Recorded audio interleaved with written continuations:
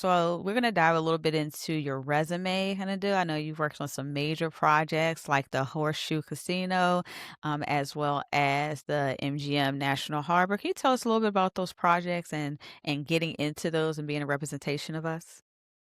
It was at first it was a challenge, but it was a good challenge. I felt the world on my shoulders almost, especially when it comes to minority and women-owned businesses.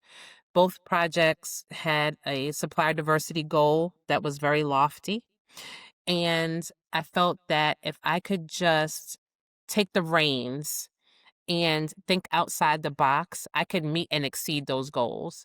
And that's exactly what I was able to do. The company that I was with trusted me enough to say, look, okay, yeah, we know we're going to use, let's say, a painter or a drywaller that is going to give us participation. But what about the cleaning company that's going to clean our trailers? What about the where we're going to buy our paper and our office supplies and our coffee? And where are we going to, when we do these events and we're catering for our lunches, where are we going to get those, where those dollars are going to be spent? And I was able to meet and exceed the goal. I think we got 42% participation on that project just by thinking outside the box. So that was very important to me. It doesn't always get to happen that way. But when I saw it happen, it was like a pilot. And they were like, wow, we actually did that. And it wasn't all because of the trades. There are men and women in business who are not in the trades, but still have a useful function on a commercial construction project. So, how do you think that people or small minority business owners who are looking to get into projects like that, that are major, that have these different set asides, how do we look for these opportunities? That's a great question.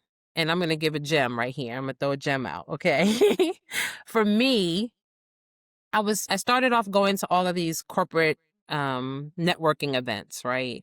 So the Meet the Primes and things like that. And I found that the person that I really needed to talk to was not sitting at that table. There was somebody who was in the organization that got tapped to say, okay, you're going to this event today. You're going to sit there for 4 hours and collect business cards. Mhm. It wasn't until I started going to pre-bid meetings.